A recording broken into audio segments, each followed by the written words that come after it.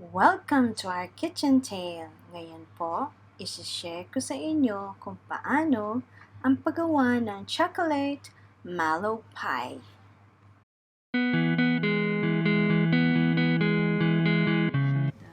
Ito po yung mga ingredients. We need 250 gram digestive biscuits na gagawing crumbs, 1/4 cup of melted butter, 110 grams of marshmallows, 7 ounces of dark chocolate, then 1 cup of heavy cream, then lastly po 2 eggs separated.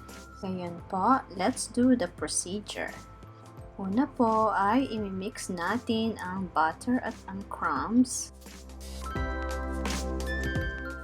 Ngayon po, ilalagay natin sa naka-prepared na pan.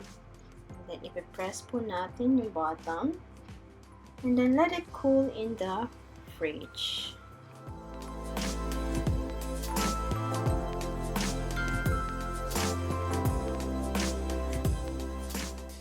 Sa paggawa po ng chocolate mixture, we need a medium saucer pan. Una po natin ilalagay ang chocolate. And then, yung marshmallows.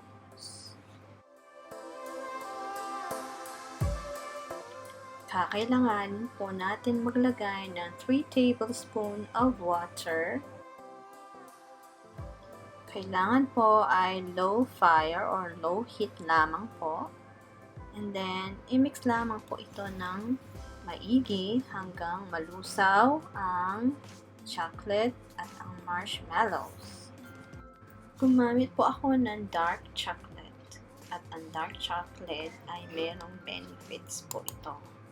Like powerful source of antioxidants, may improve blood flow and lower blood pressure. It may reduce heart diseases and it protects our skin from the sun.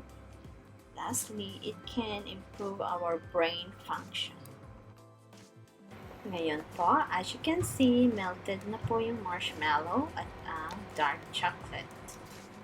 Ngayon po, let it cool slightly and then let's stir the egg yolks. And then, ibit lamang po ito ng maigi hanggang mag-incorporate po ang mixture.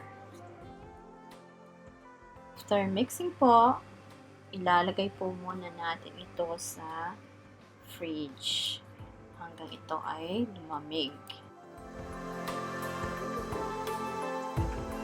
Dahil po no baking ang ginagawa nating dessert, pinainit ko po sandali yung 2 egg whites habang minimix. Then, let's beat the egg whites sa ating mixer until stiff and standing in peaks. Then, cut and fold po ito sa chocolate mixture. Ibibit po natin yung egg whites for 3 minutes. As you can see po, stiff na po yung egg whites.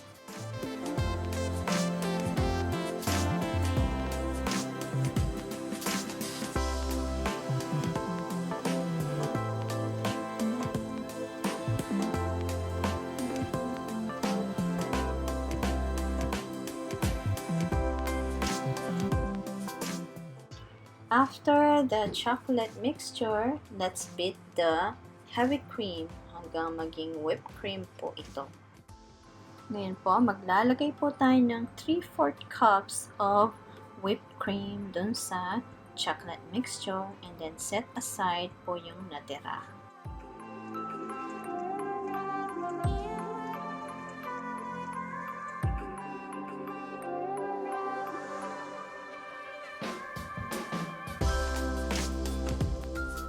Pwede na po natin ilagay yung chocolate cream sa pan and then chill it in the fridge until set.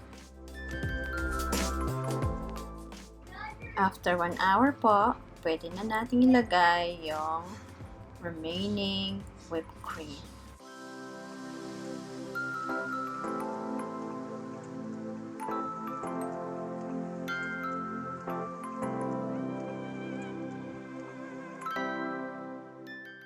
After whipping po, nilagyan ko po ito ng grated chocolate or dark chocolate all over the cream.